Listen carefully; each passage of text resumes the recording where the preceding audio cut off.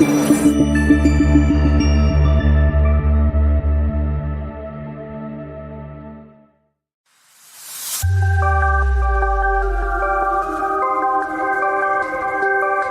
now, coming to you live from the City of Angels, Los Angeles, California, it's the Sheena Metal Experience with your host, Sheena Metal, only on KGRA Digital Broadcasting.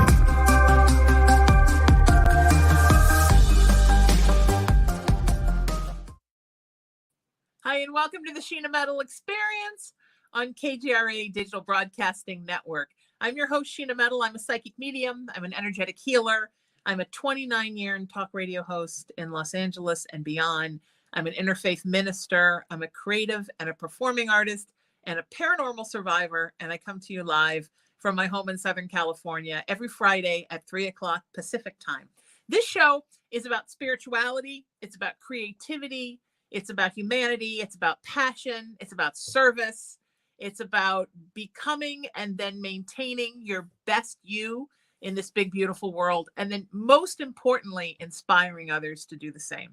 And it may be my show. It is the Sheena Metal Experience after all, but it is always and forever and without a doubt your experience. My guest today has spent most of her life in the entertainment industry. She's a wonderfully talented podcast host. I co-host her bi-weekly show Between the Sheets, which is on UBN Go, which is the sister station of Parapod TV, where my Wednesday Messages from Spirit show airs. She is a fantastic spiritual being and just pretty much good at everything she does. And we'd love to talk about all things spiritual. I love to have my very good friends here on the show, so you can sort of meet my tribe. Please welcome the wonderful Gaye and Bruno to the show. Hello, my friend. How are you? Fine, my friend. How are you? It's flipped now. Right? Yep. Right? Thank you Usually so much. It's my pleasure. I've been wanting to get you on this show for a long time because I know that you really understand the correlation between spirituality and creativity. That you can't really have one without the other. That everything we do creatively is really a co-creation with spirit. And I love talking about that. I think it's good for artists to hear. I think it's good for non-artists to hear that where creativity comes from. I agree. Creativity comes from source. Right. Everything comes from source, right? Everything comes from source. But since we're dealing specifically with creativity, it does come from source. And you know, everybody, a lot of people, I can't say everybody, I hate to generalize, but I hear a lot of people that say, you know, I'm not creative. Well, you know what? Everybody is creative. Everything starts with source. Everyone's giving the same toolbox. It's if you choose to tap into that, but Sure. everything is creative. You know, even making a grocery list is creative. Right. Absolutely. Yes. And I think you should think of everything as spirituality and everything as creativity and everything, like I talk about, is passion and service, right? I mean, to me, we're why are we here if not to serve? Why are we here if not to be in service? And what are we doing here if not to feel passionate about things? I think the older I become, the more the words passion and service really sort of become my words, because I just think it's so important that we remember how important it is that we're here for a purpose. And part of that purpose, a lot of that purpose, is to make the world a better place.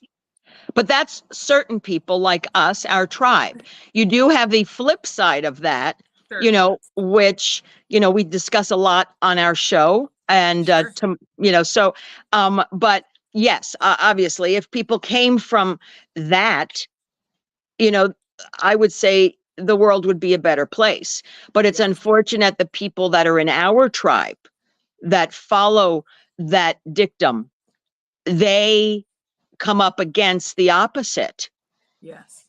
And we attract those. But, you know, it all is about having the creativity, having the openness, having the empathy, having that floodgate open. But you need to protect yourself as well.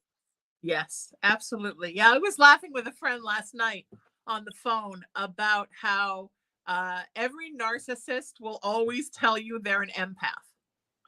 Yep.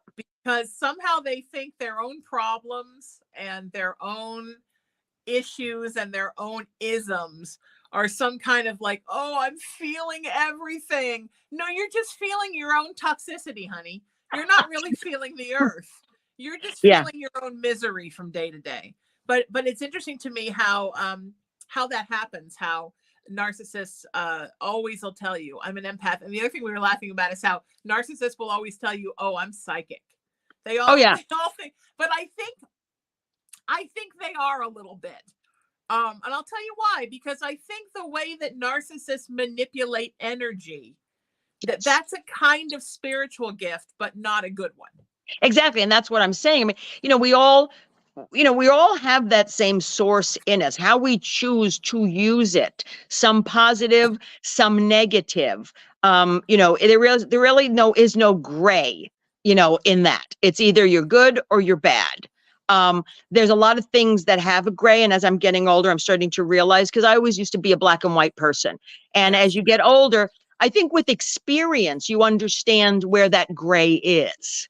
But I think in this case, with those type of people, I think there is no black. There is this solely black and white, their way or the highway. I agree. I think we're learning, right? As we're learning in life now that sexuality is a spectrum and gender is a spectrum and spirituality is a spectrum. I also believe, and the mixture of divine feminine and divine masculine in you is a spectrum. I think we're also learning that the mixture of positivity and negativity in you is also a spectrum. And many people fall somewhere in that spectrum. But then Correct. You have people that are very much in service, that fall very much on the light end.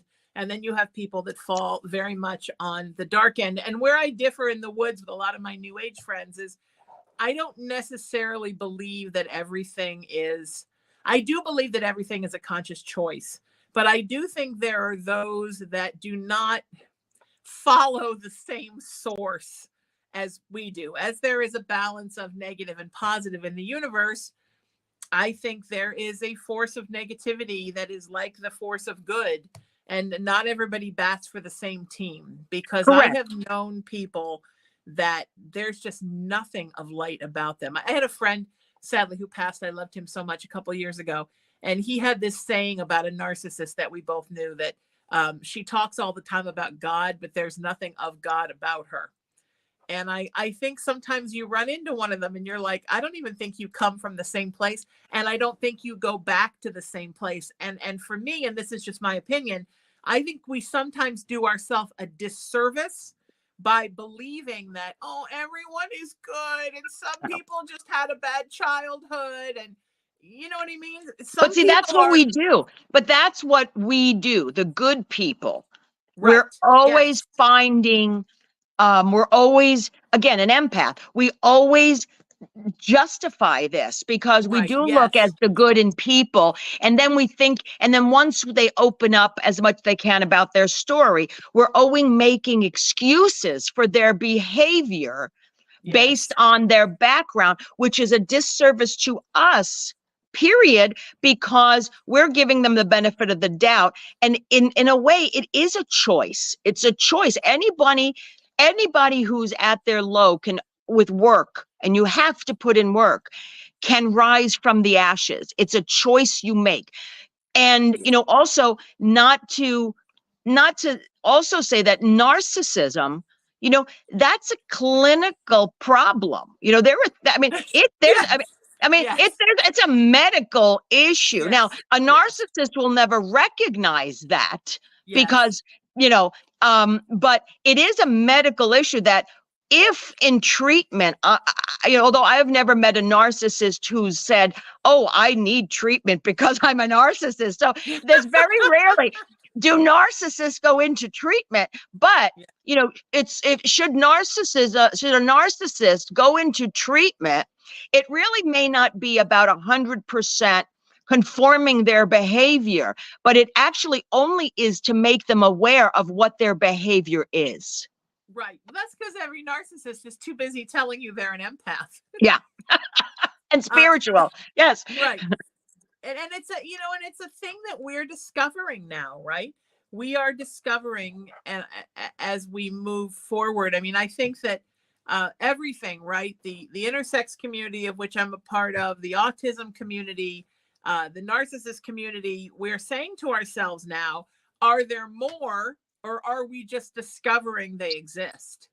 And I think with narcissists, I think it's a couple of things. I think it's well, I'll start with the intersex community. I believe as an intersex person that yes, we are discovering. I know there's a medical proof that we have discovered a lot more folks were intersex that we didn't consider those traits Correct. part of it.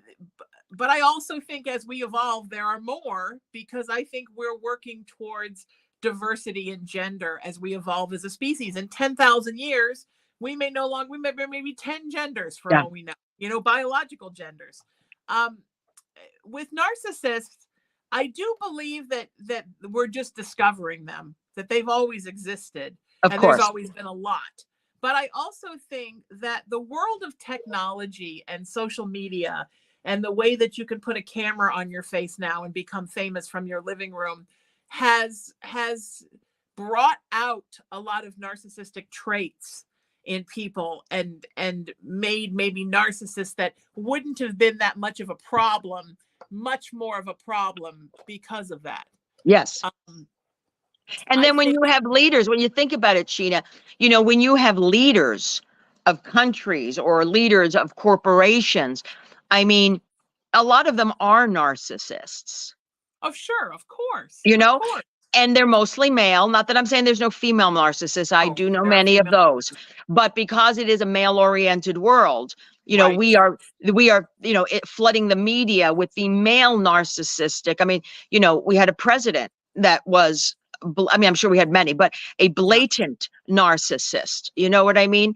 And you know, and what that person uncovered, see, I can't even say his name, what that person uncovered, and allowed to happen and open the cover of opening the Pandora's box of all these subversives, which were put in a corner saying that is not politically correct. He made it okay. He normalized hate. He normalized discrimination. He normalized negativity. And again, that was brought to the surface. Not that we're not idiots. We didn't know this existed, but they were kept in a corner because they were told inappropriateness. Right. Well, and I think that's what narcissists have done throughout history. Whether they're Hitler was a narcissist. What? Hitler was a narcissist. Oh, absolutely. And whether they're doing it on a small scale, like they're holding captive 10 people in a workplace, or they're doing it on a major scale, like they're in charge of big groups of people in government or in corporations or whatever the story is. But there's a charm to them, right? I mean, you look at somebody like Hitler is a great example. Hitler was certainly not attractive, not terribly bright, but had this charisma, right? Had a thing where people wanted to follow him because of the way that he spoke. And I don't even think he wrote the speeches. I think somebody wrote them for him. He just had a charismatic way to deliver them. But they all do. That's what you need. You just need the charisma. Yeah. I mean, you know, you can even go back to what's his name? The Cuban guy. What was his name? Fidel Castro. Oh, sure. You know, you could even probably go back. And of course, this is just, I don't know this as a fact. I'm making this up now just based on what I know to be the characteristics of a clinical narcissist. I mean, Julius Caesar, for Christ's sake, those emperors, you know? Sure. And the pharaohs, right? The pharaohs got people to crawl into the pyramids and be buried with them. Yep. I mean, it's a thing. And I think that... Go ahead. I'm sorry. That over time, I think we have believed that was a narcissist. A narcissist is a Hitler. A narcissist is a Napoleon. A narcissist is a King George. Right. I think what we didn't really get until recently, that a narcissist can also be, you know, your ex-husband, your mom, the neighbor. You know what I mean? That they don't have to be taking over countries or worlds. Nope. In order to be a narcissist. Some of them just ruin one life. They find one life they want to suck the energy out of, and then they ruin that life. And to me, it is the biggest problem facing our world. To me, it is the spiritual zombie apocalypse. Absolutely. And and it's because most of them aren't smart. They really aren't. They think they are, but they aren't. That is a big thing that over the purview that really dampens people finding their creativity. Yes. Yes. And finding their inner light, right? Because they Right. will stand right in front of the channel and block your light. Yeah. And a lot of times when clients come to me and they're very distraught or feeling very hopeless or helpless in their own life, I always say to them, okay, who's making you feel that way? And oftentimes there is a person, not always, some people just have mental illness or even surviving trauma, right? There was a narcissist in the back there somewhere. But a lot of times there's somebody in their world who is telling them, you're not enough, you're not good, you're not this, you're not that. And they are reacting in kind with feeling like worse and worse and worse about themselves.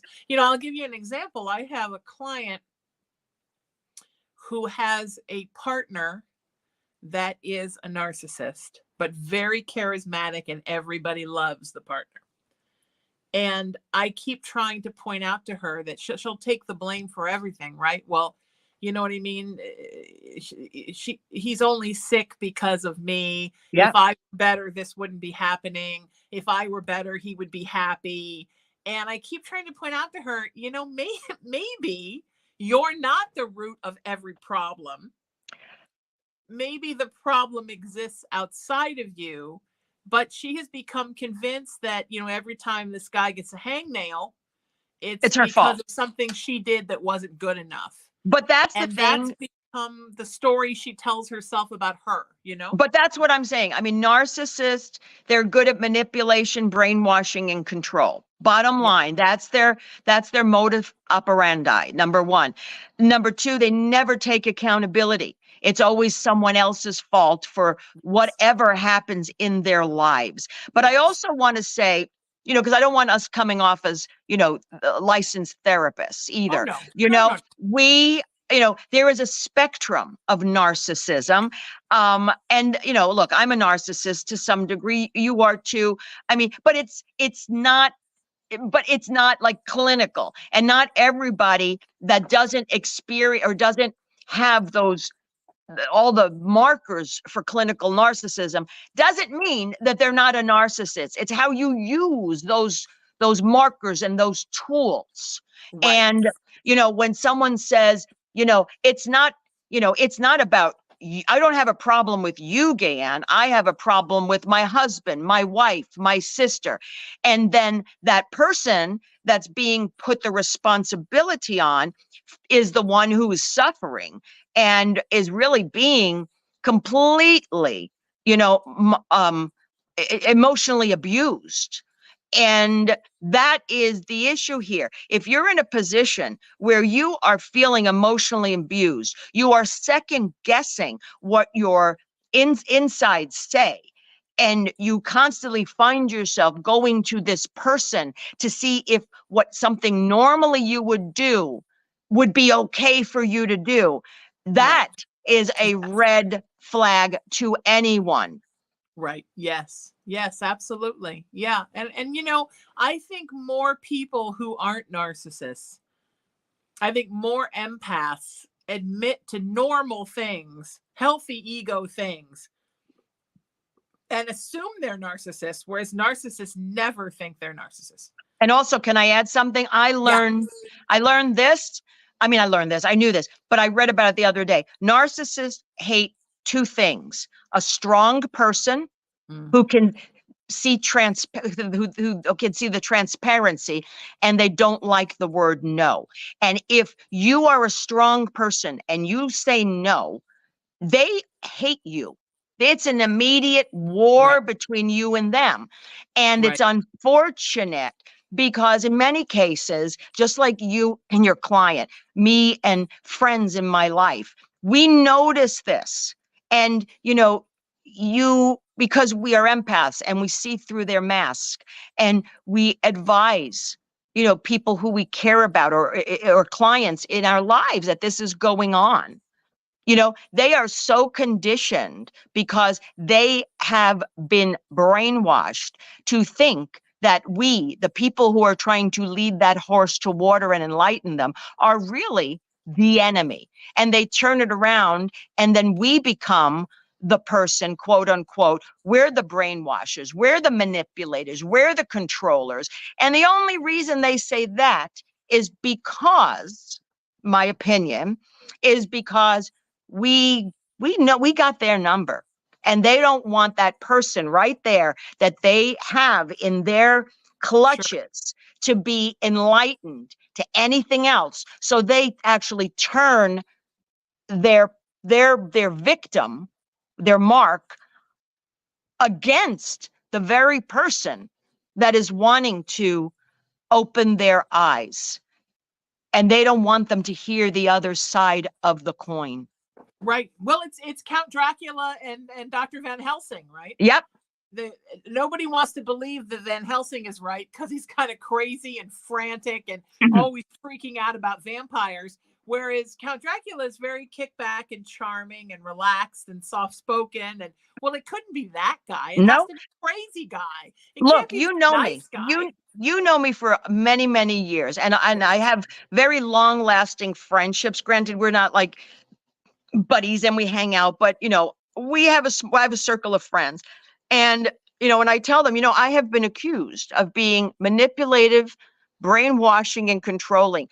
And the people who really know me, they laugh and they go, "What? You're anything but." Right. And and luckily I'm pretty confident. I mean, look, we all have our insecurities, we all have our little low self-esteem issues, but I will tell you, when you hit that trigger on the head, when I'm those, yeah, I'll admit it.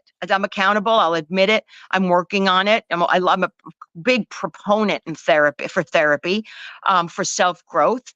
But, I will not ever say, yes, I am things that I am not. Yeah. Yeah. No, and you shouldn't have to. I mean, it's an interesting thing. And the more you become a spokesperson for, whether it's publicly or personally, for let's get the narcissist out of our lives, the more they come for you. Oh, yeah. You sort of become the little boy that said the emperor had no clothes on. Yep. Like the first rule of narcissists is we don't ever talk about narcissists. Right. So when you're the one that says, hey, that one I think is somebody we need to watch, then you become the problem. Because they may just not be a narcissist either. They could just be an evil sack of shit, period. Well, that is a narcissist though, isn't it? I mean, isn't a narcissist really an evil sack of shit? I mean, I think people go, oh, it's a narcissist. I'm not diminishing narcissists. I'm not diminishing narcissists, but I'm also saying that there are some people in this world that maybe aren't narcissists. They just like being mean.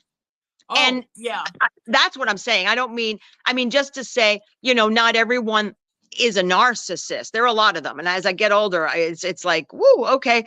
Yeah. But there are just some people that are consciously like to just be mean and be that fly in the ointment, and not agreeable, and it's like, and it's sad because we have to deal with this shit in life. I agree, but I think that's a kind of narcissist. It's like Othello's Iago, right? Yeah. Whispering in the ear with the manipulative, evil stuff. I mean, to me, I think I'm such a fan of Shakespeare anyhow, but I think Iago is the perfect example of a narcissistic sociopath. Oh, absolutely. A malignant narcissist. Just like the whispering and the, who did it? Your wife. Who did it? Your best friend. Yeah. Oh, I really love you, but who you can't trust.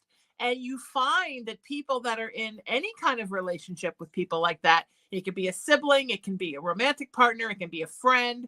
Suddenly they become isolated as everything in their world goes away. And we've all had that person in our life. Yes. But also, to some degree, Sheena, as well, and look, I don't care. I'm going to be 60. this year, in a month. I have seen, I'm sure, as you get older, you see a lot of things. And just when you don't think something can top it, it's like, oh shit, that's a Yes. new one. Yes, Oh my God. yes. That's a new one. But, there are just, like I said, there are mean-spirited people. And a lot of people, and I am going to change it a little bit, but a lot of mean people, especially like when they get older, they become bitter. They carry on baggage. They don't do the work. Yes, And yes. they are mean. Not necessarily they're narcissists, is because it's that protective shell from all the baggage that they're bringing. They don't want to work on it. They are who they are. And yet, they still actually operate out of fear.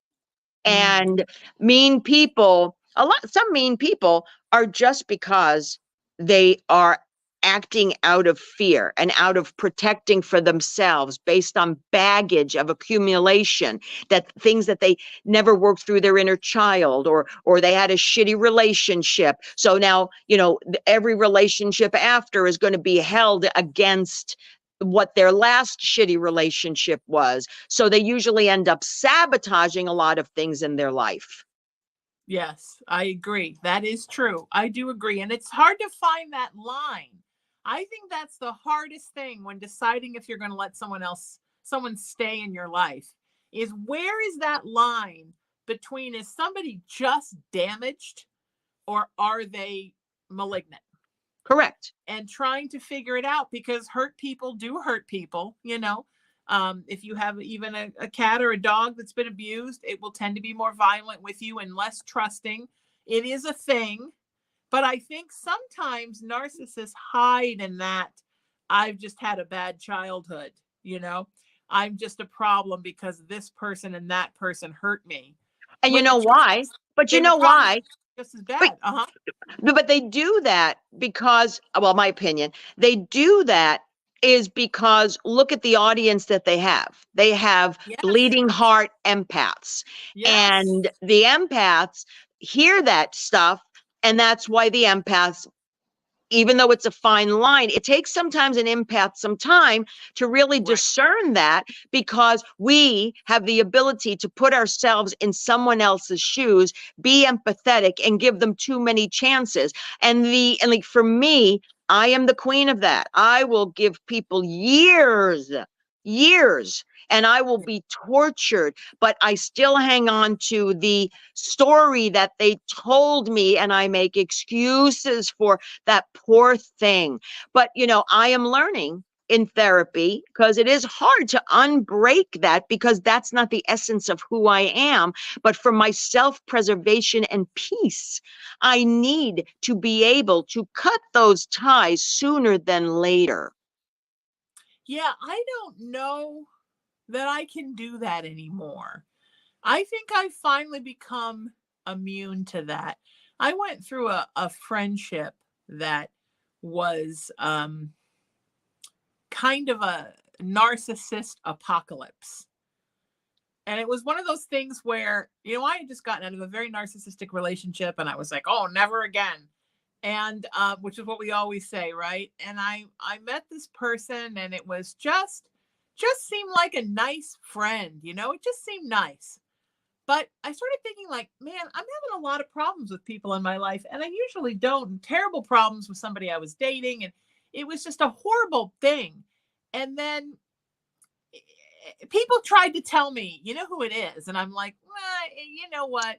He's just got problems. He's just got problems. He had a bad childhood. He's got problems. He doesn't know how to act, but he doesn't mean to hurt anybody. But still, problems kept persisting. And then one day, he caught me on a bad day and started berating me, which was very common, about a stupid thing. I mean, it was really about like a text message I didn't return fast enough, which is a big thing with narcissists. Man, they want their shit answered fast. Yes, they do. And, but they'll take weeks to return yours. But anyway, so I said something, and I just was like, you know what, man? And I said, I stood up and I talked back, and pages and pages and pages of text messages started coming. And then the emails started coming. And then there was a party that I got uninvited to, a birthday party. And then, 20 people are coming up to me saying, what's going on with you and so at his party, ... And I started looking backwards, and I realized that all of my problems with people started when I entered that friendship. And I realized that person had been trying to kill every relationship I had so that they could have me to themselves. And then at the same time, there was also this weird thing that he always said, that your friends like me more than they like you. And I was like, I don't care how much anybody likes anybody. That's not a big thing with me.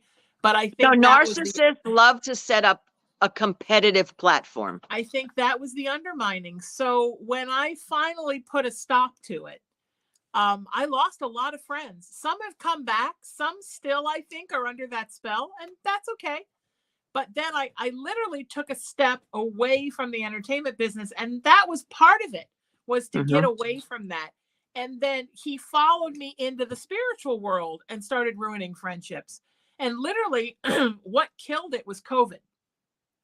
Because everything shut down during COVID. Because some of the best way to kill a narcissist is you deplete the oxygen source, right? Yep. You cut it off.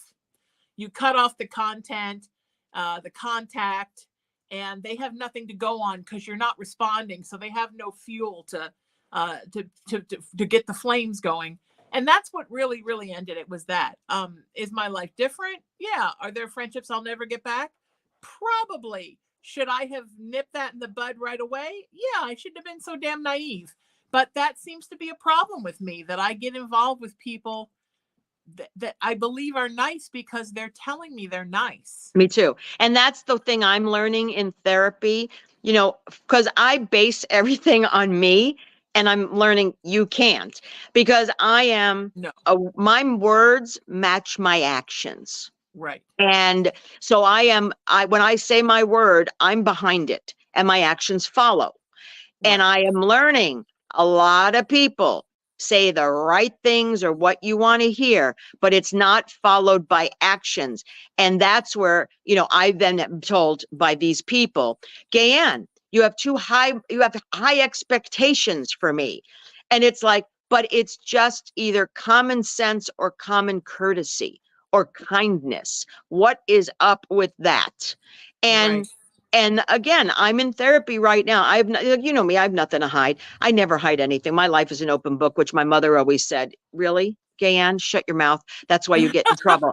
And actually, it just came to my mind. So I'm sure she's sitting, her spirit is right around me, just making a spiritual nudge. But it is true. My father, again, before he passed, and he didn't know he was going to pass. It was a sudden heart attack aneurysm. And, he was here in California, and, for someone who wasn't very demonstrative in words or actions in expressing their love, he told me, that was like this last time he was at my house, he hugged me and he told me he loved me. And I was like, what's wrong with you? But one thing he said here, and I think he seriously had a premonition that it was going to be his time. He said, I worry about you when I'm gone. He said, you are always too giving, too nice, and too naive, and you keep getting hurt. I don't want you to get hurt. I wish you would just toughen up. And, that has stuck with me, obviously, for years, because he passed in 2011. But I am like you, I am naive. I meet someone and I am captivated by their charisma. I am captivated by their words. And every once in a while, not only what's really sad is, every once in a while I get a vampire, an energy sucker, a narcissist. But, what's disheartening sometimes is the person who you befriend isn't the narcissist, but they're in the narcissistic relationship, and you are being pivoted against the narcissist because the narcissist, again, knows that you know what's going on.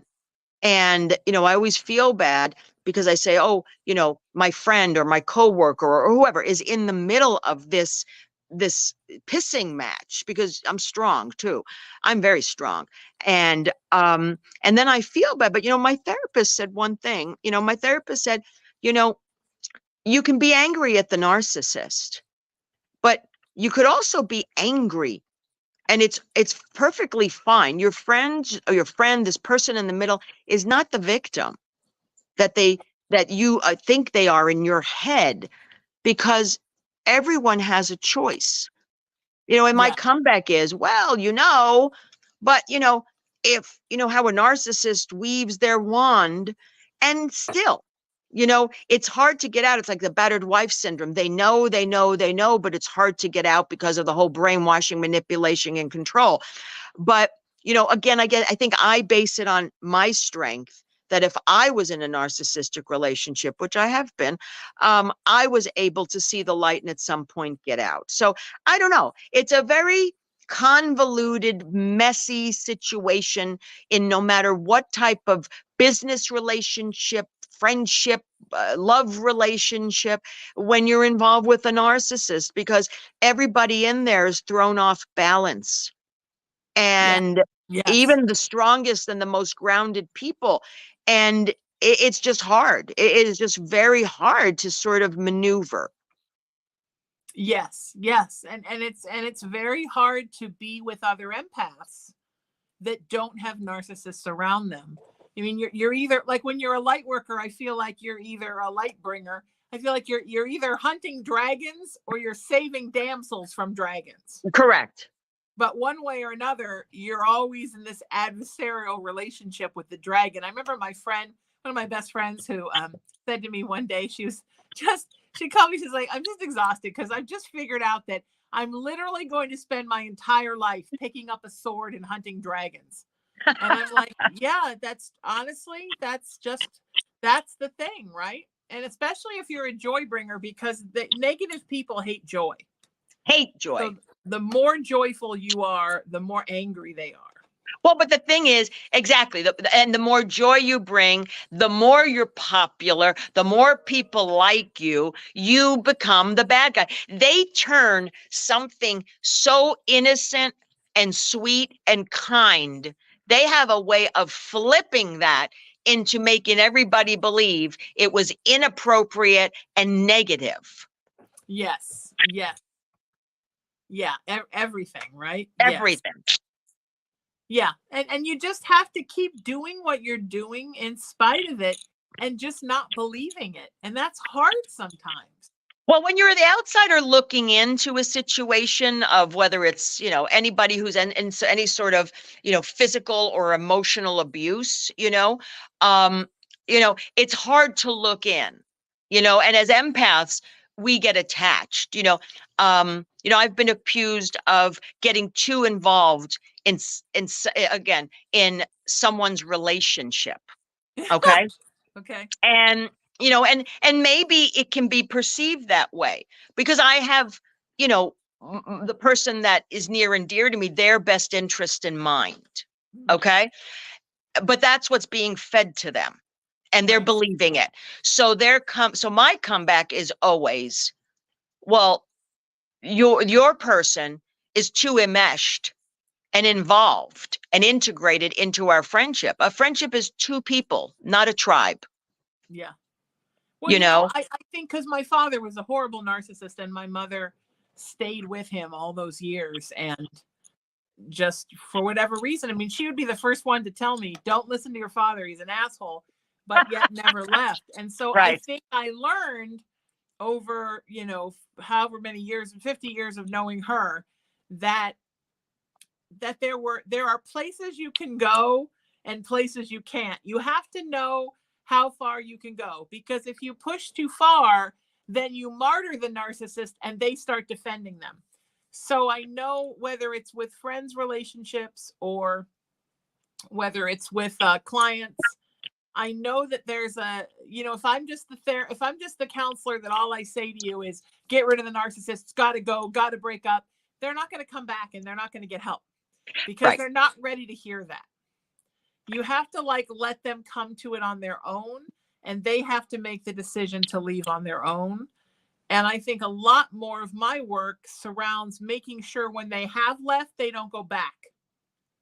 Correct. Because And that's see, the and like hardest if I, thing. You get out yeah, and then but you go back. that's your chosen craft. You know what I mean? Right. For Right. me, it's more not really anything with business. It's more on a personal level. And I Right. think initially, I'm ballsy, I tell it like it is.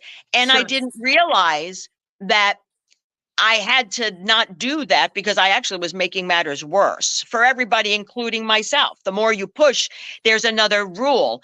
And I love the way narcissists say, like, they don't like to use the word rule. Okay. They call it a boundary. But if you look in the dictionary, a boundary is a rule you're setting. So, Absolutely. it's a rule, and you can whitewash it and make it pretty and call it a boundary because that's the new hip term now. But it's a rule. It's a rule.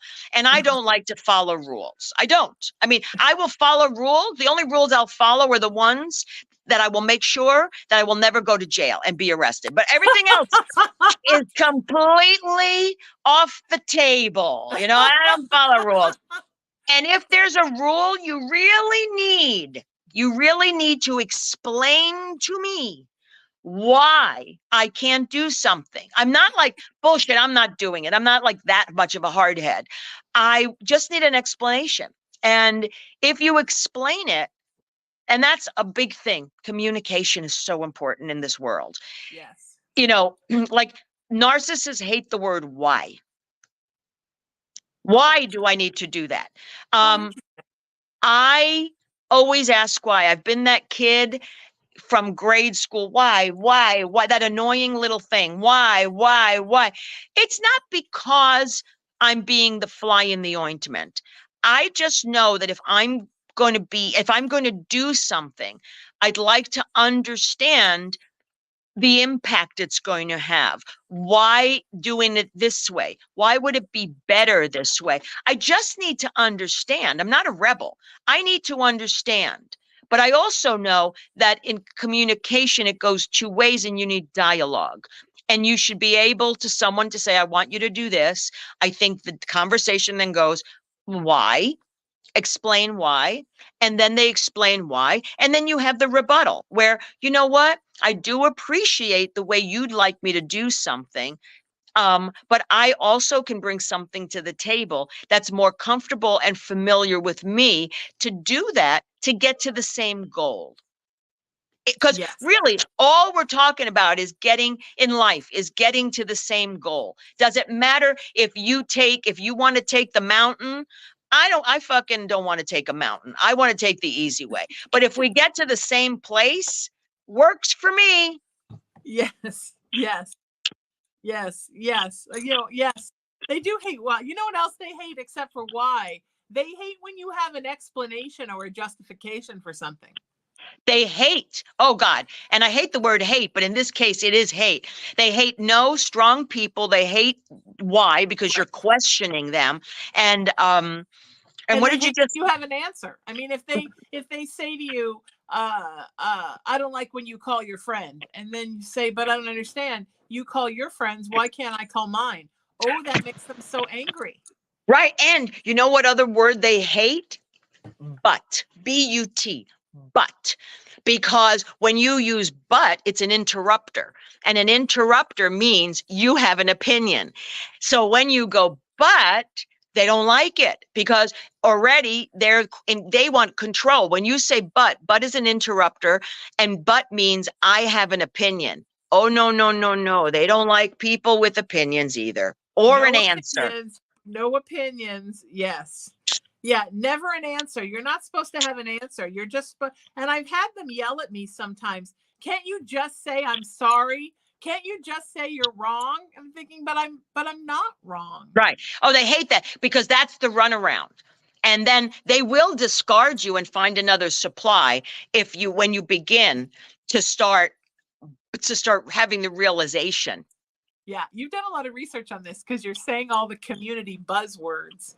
Like I have. I mean, God knows our shows are on it, and it's because I was going pretty good in my life until, maybe 2019.